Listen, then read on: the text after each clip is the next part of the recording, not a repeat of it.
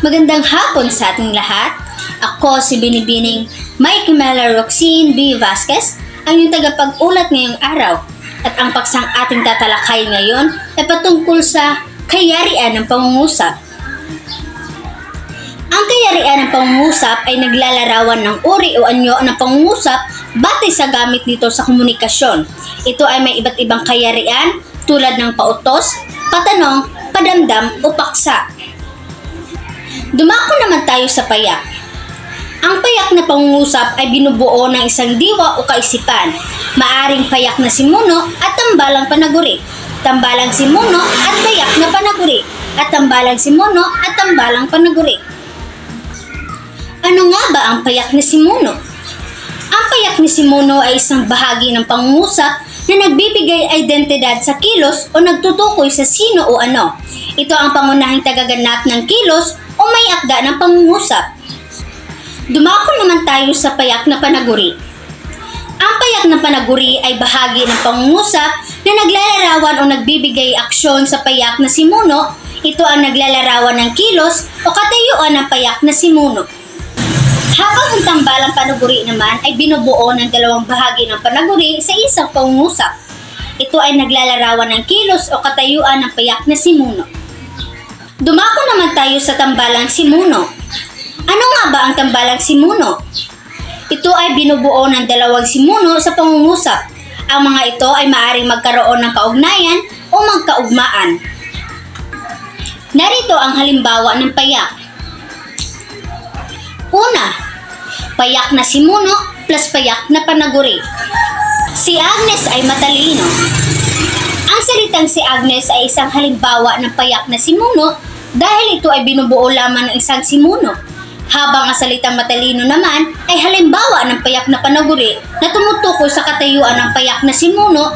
Dumako naman tayo sa ikalawang halimbawa. Ito ay ang payak ni simuno plus tambalang panaguri.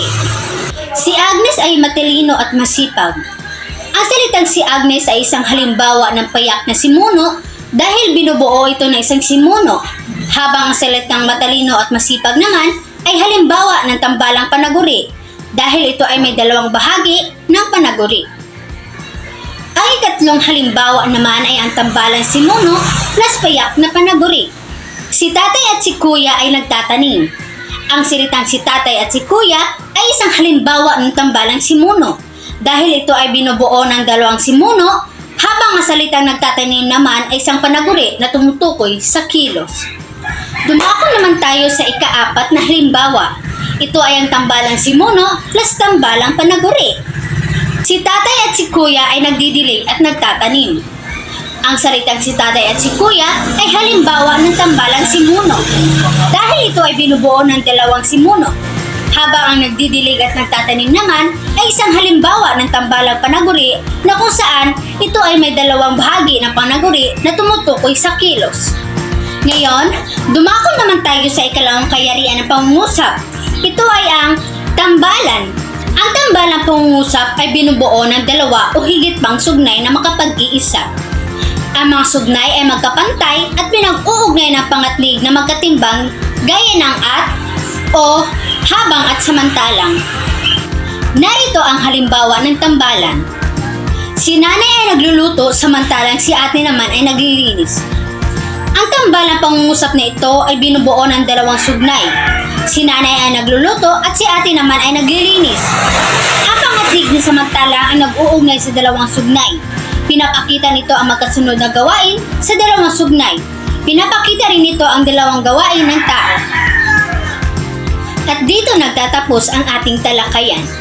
Maraming salamat at magandang araw sa ating lahat.